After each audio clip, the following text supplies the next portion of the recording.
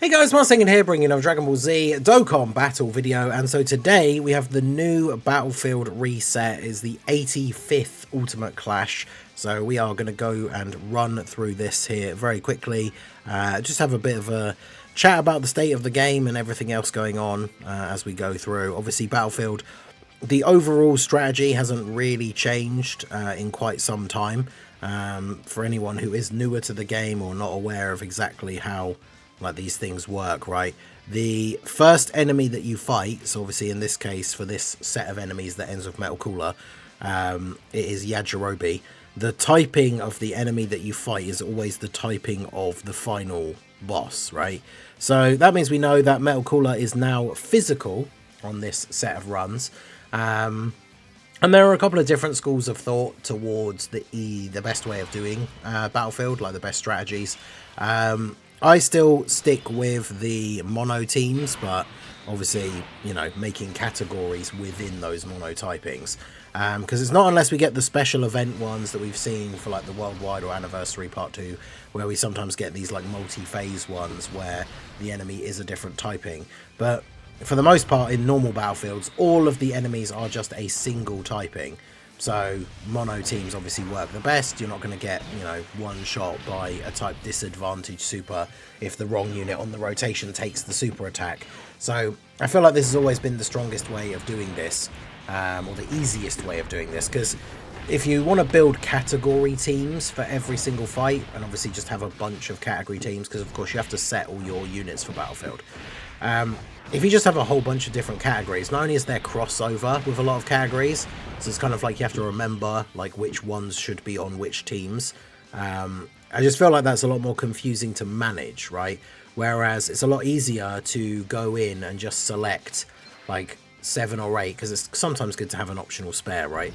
Select like mono, so it's like Super STR. Okay, so look at your Super STR units. What team can you make within that typing, right?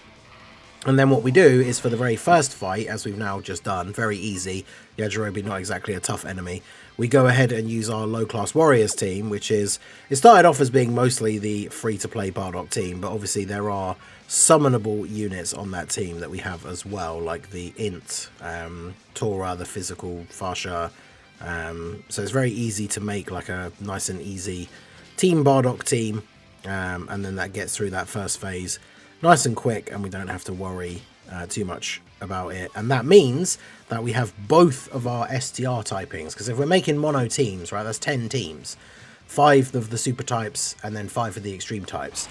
So then we throw in our Team Bardock team. I've seen a lot of people also do this with, like, you can do the Ginyu Force team, the free-to-play, or if you have some of the summonable ones as well, obviously, nothing to stop you from throwing them in as well. You can use the free-to-play Metal Coolers, and of course now, I guess because that's the thing, since we had the big update with the UI and the tutorial and all the new panel missions and stuff, there's the free-to-play Saiyan Saga team now as well, with the version Z Goku EZA leader.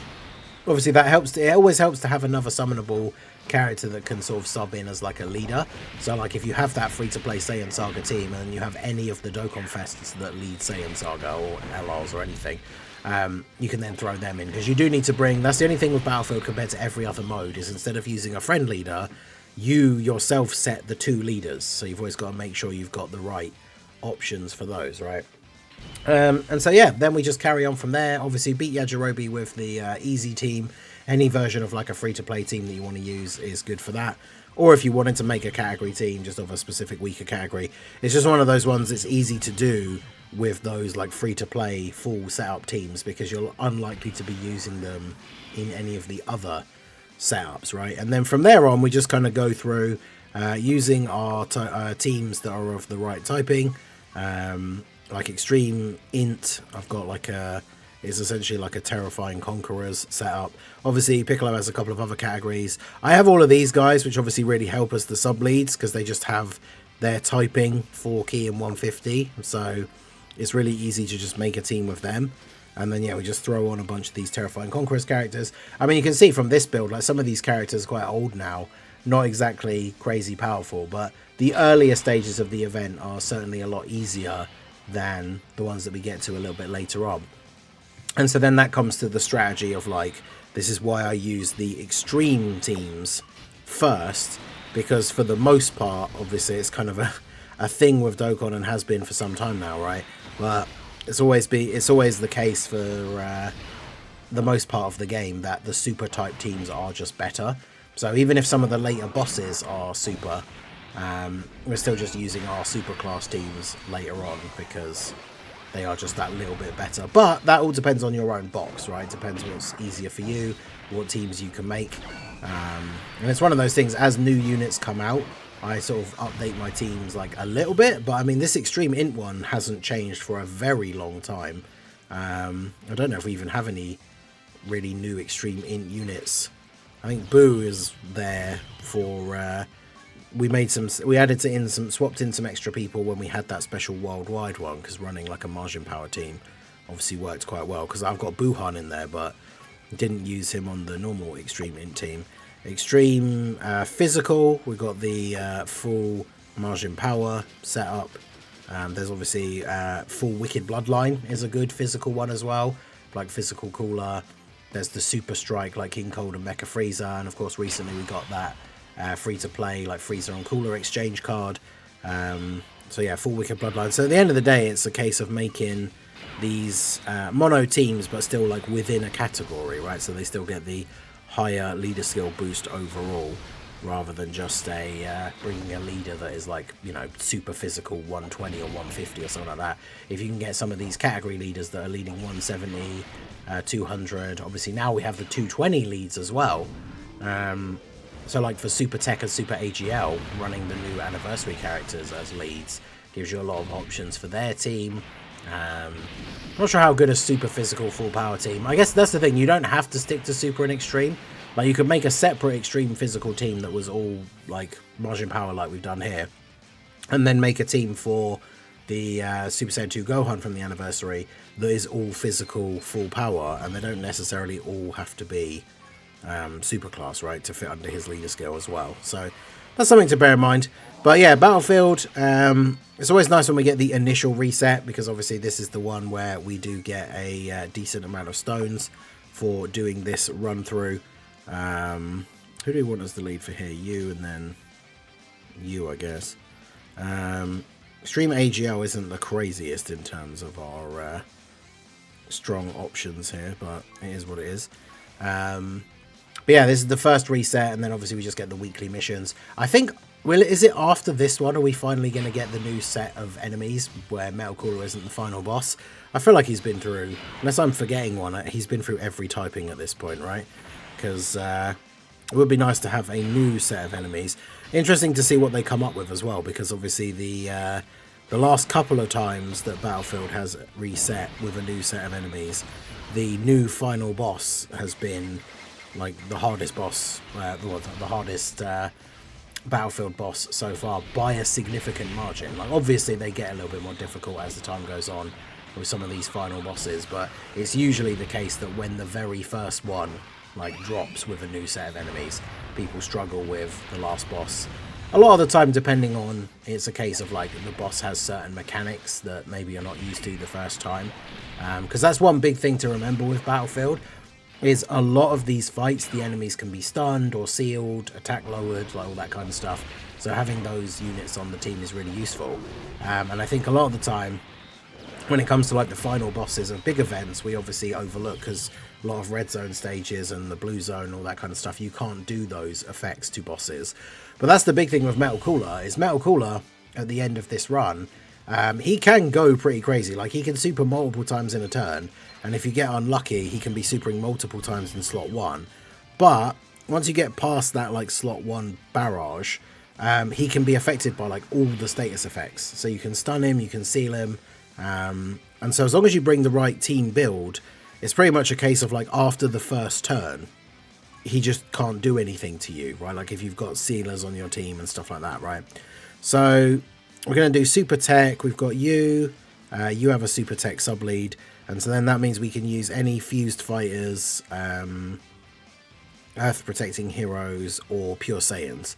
So that gives us quite a lot of options to run on the team here. Actually, let's just throw you on for that little bit of extra support as well. And there we go. And yeah, God Goku obviously can seal.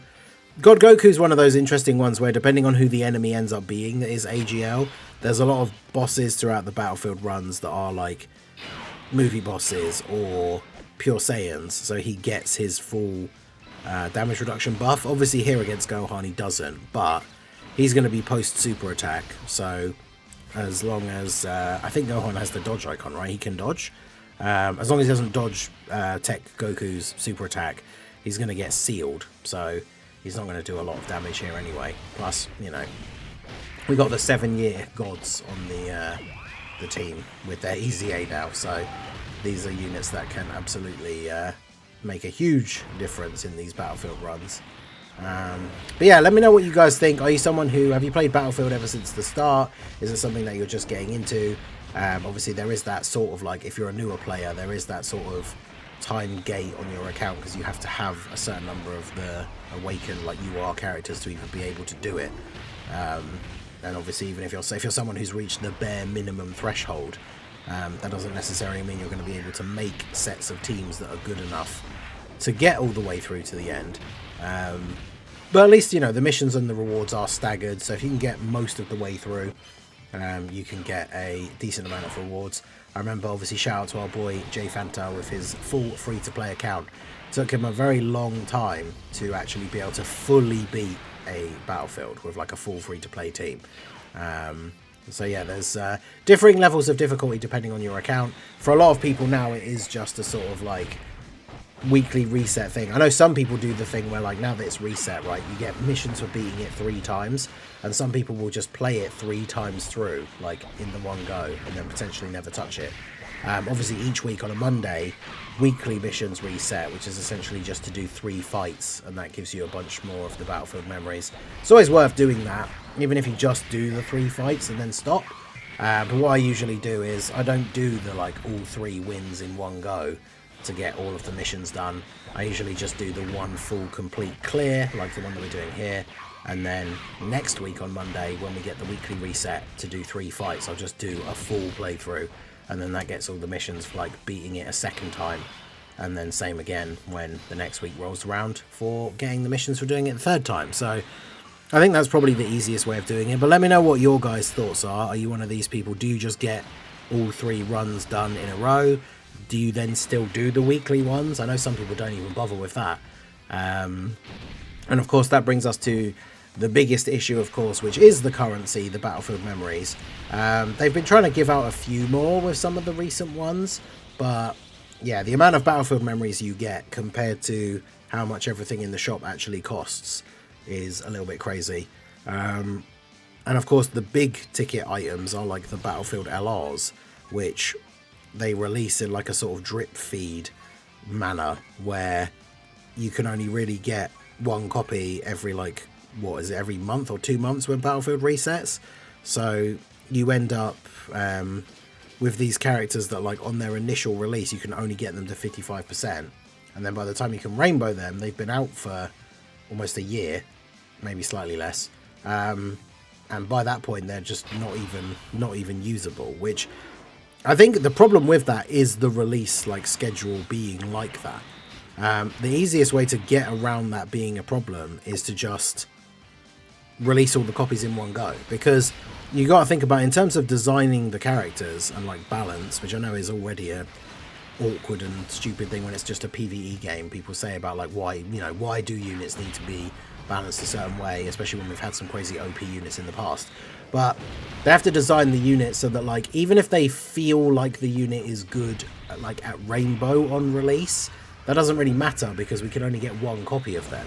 But then I guess the problem is they've got to think about the future power creep. If they added a new copy, like let's say a new Battlefield LR came out with this one, I think all that actually happened was you can get an extra copy of Anaraza. But if they brought out a new one and at 55% he was like super competitive in the current difficult content, or like at least usable in the current difficult content, then by the time the 2nd and 3rd copy comes out, if there hasn't been any significant power creep, by him then having those 2 dupes and having the hidden potential system like pretty much fully opened up in terms of for like additionals and crits and dodge and stuff like that, it would that unit would then potentially at that point be like the best free-to-play unit in the game.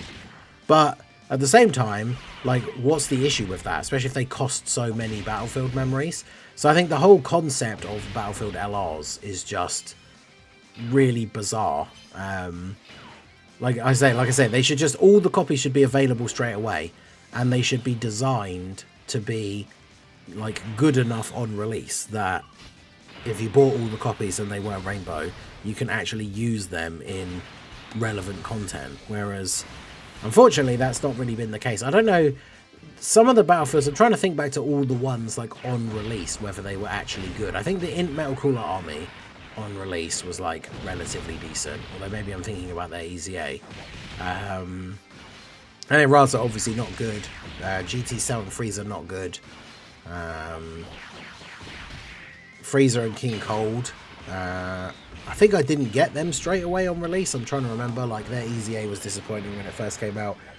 Tech Oob, like, had some interesting, I guess, things because he had the heal transformation. But yeah, Battlefield LRs for the most part have been largely misses, which is, again, crazy to think of design wise because of how weird they are to like acquire. So yeah, let me know what you guys think Battlefield LRs. Honestly, at this point, especially with the weird imbalance with the currency, I feel like it would probably be best if they just stop doing Battlefield LRs and do something else as the main form of the reward.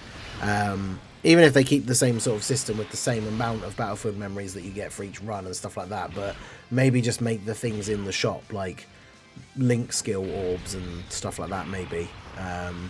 Because I feel like just the way Battlefield LRs are done and executed is just a complete fumble at this point. But let me know what you guys think. What would you do to fix Battlefield LRs?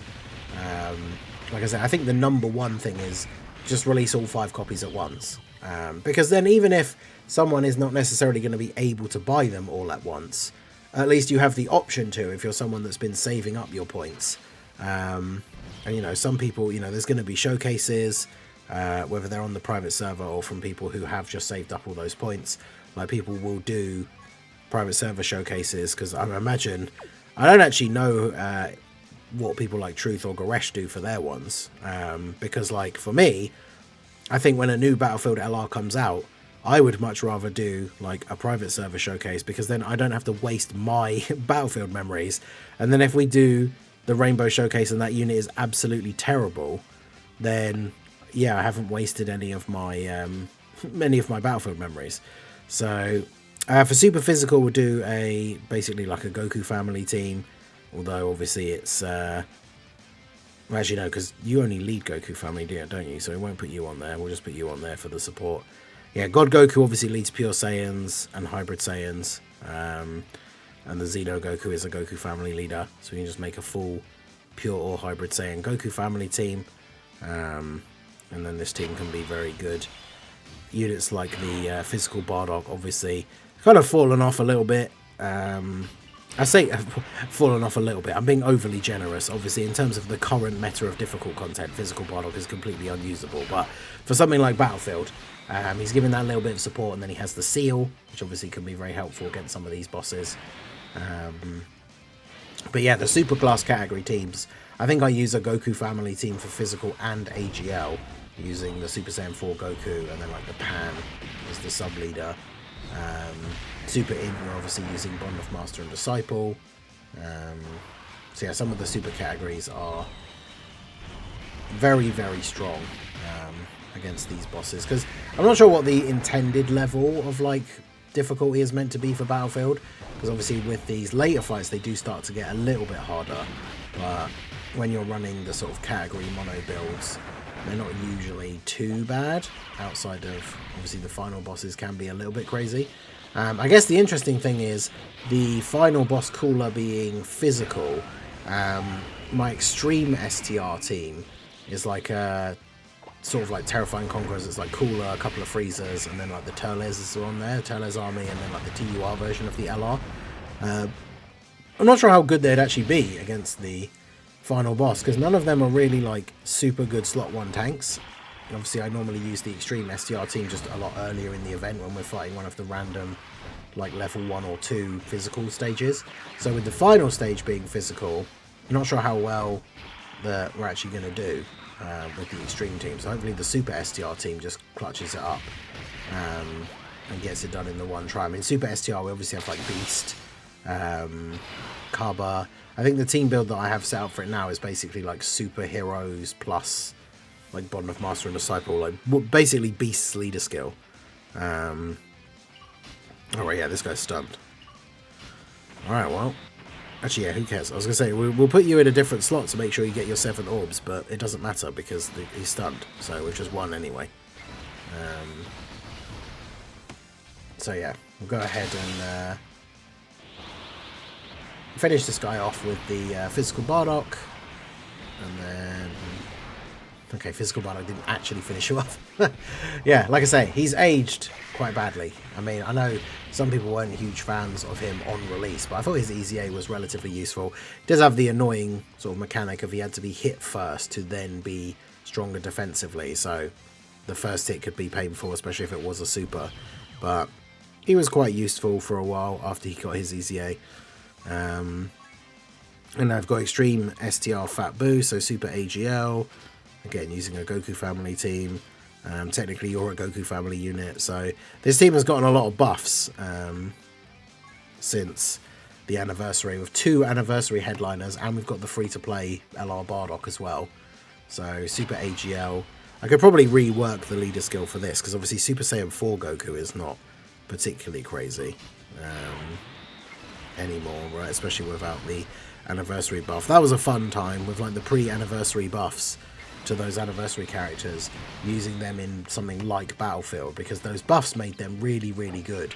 So for something like Battlefield, which is obviously not intended to be that difficult, especially if it was one of the earlier stages, like the LR Super Saiyan 4s would just absolutely destroy the enemies in these fights. But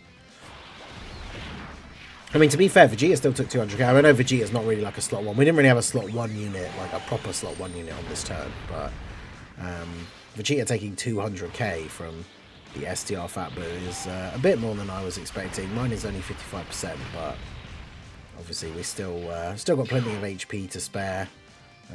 Boo with the dodge, okay. Yeah, no one on this rotation seals or stuns, so...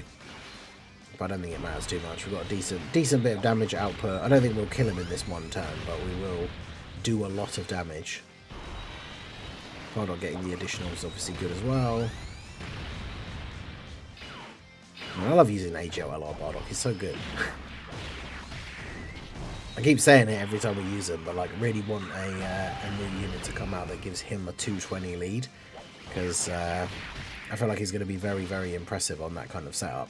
Like, he's usable in some of the tough content now, even just under a 170 lead, because his 200% leaders are units that are starting to get a little bit dated in the meta, so are a bit harder to use, like Tech Vegeta from the 2024 Saiyan Day. And obviously, you know, on those teams he looks very good with the 200% lead, but yeah, even on 170 teams he's still relatively solid, especially if he does get his opportunities to build up, and then on that active skill turn, of course, like, he just goes crazy with the defense. But yeah, Angel, Super Saiyan 3 Goku in slot 1. It's his first appearance, so he's got all of his damage reduction, so he can't really take damage here. And that'll be GG for Fat Boo, and we can move on to Metal Cooler.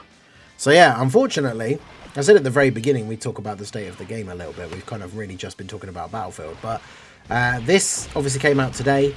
Tomorrow we have the EX missions for the Goku and Frieza event, and we have the new DB story, like Android Saga story event, with the Android 16 support memory.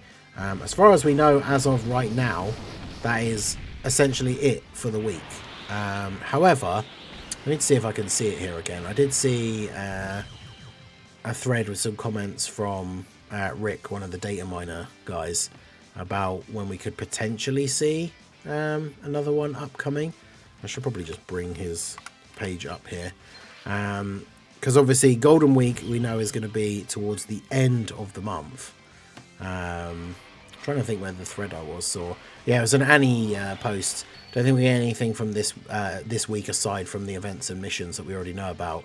And then we've got the comment from Rick. I noticed that every data download after the anniversary has been on a Monday, Japan time. The exception was for the LR Bardock data download. I wonder if they've decided to make Monday data download day. Because, yeah, we've got Petan is coming next Monday. Another Petan battle. And we need a data download before that. So there should be another data download at some point. But obviously that means that potentially the rest of the week is just kind of left a little bit on the dead side, unfortunately. But anyway, we'll run you. So obviously we got Superheroes, Bond of Master and Disciple, or Miraculous Awakening. And then Carbo is just Super STR. So anybody else can go on there. So we've got you, got the Vegeta, and we bring the UI Goku so that we have a Universe Survival Saga ally. We've got Mai. In fact, Mai, what does her... She doesn't actually have a status effect, does she? No, she does seal. And then Gamma 1 is a good defensive unit, but he doesn't seal. You do. Maybe we should run you. Because then, yeah, if we get a couple of sealers, depending on what our first rotation is. Because that's the thing, against this Metal Cooler fight, this is where it can... if you get a really bad starting rotation against him, it can be really awkward. Like here, I mean, we've got STR UI, but obviously if he doesn't dodge, then it's potentially just going to be GG. So let's go ahead and do that. Do that. We have the Extreme STR team, and then as long as they're all still set, which they should be, I don't remember unsetting them. It'll be typical that I'm recording this video and I have actually unset them. But I did have a full Heroes team set as well. You guys know I've always been a fan of the Heroes team. I used to love just doing the final boss with a Heroes team, regardless of their typing.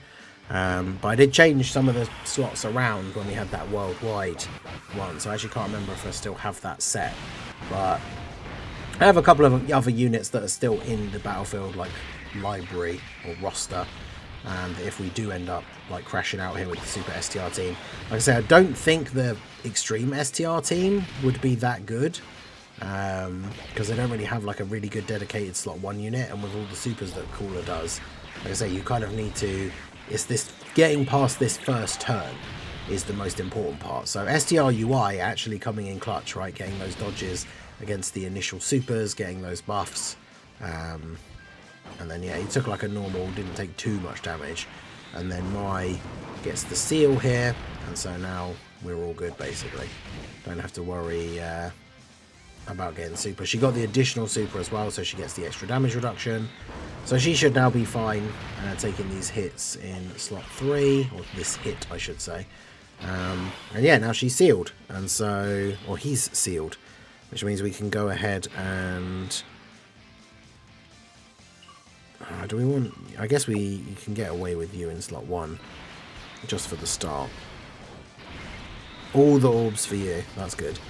Maximum attack potential here for Vegeta in terms of the number of attacks, but we'll see how see how many of his additionals actually become supers, right? Because we've got the full orbs. The maximum you need to get is 10 for him to get all of his attacks. So we'll see how many he actually see how many of his additionals become supers and how many are just normals. But as Cooler is sealed, he can't do anything to us here, and then Piccolo's going to seal him again at the end of the turn. It's a shame, it turns out Beast Gohan was in slot 7, so Beast Gohan not coming into play until turn 3. Because that could obviously, he can be very useful, because as soon as he takes a hit on the first turn, his next appearance he has the active skill with the target ability. It's obviously very, very good. But of course, he's not appearing for the first time until turn 3. But see what Vegeta can do here. I mean, his additional normals do at least do a decent little chunk of damage, but man, look at this. Just all the normals. Bruh, there we go. We get 1 additional super. That might be the last one, though. That might just be the hidden potential, which is a 50-50. Yeah, I think it was. So all the attacks that had like a 30% chance to become a super, none of them were, right? Or maybe the first one was. Actually, I should have kept track of exactly how many attacks he did. But yeah, typical, as usual. Mr. STR Blue Evolution Vegeta, the prince of all normals, with the normal attacks. But that's fine, because like I say, STR Piccolo just keeps him sealed. So going into the next turn, he is still sealed. And Beast Gohan should hopefully take him out here. Because he's going to get hit first, which means he gets his buff. And I mean, even if he doesn't, right, like, he's not surviving this rotation, let's be fair. So, here's Beast Gohan. Gives everybody a little bit of extra key, so UI would be getting his 18 key super at the end of the turn, if he even gets a chance to attack. And then, yeah, Beast with the crit. Gets the guaranteed additional because he got hit first.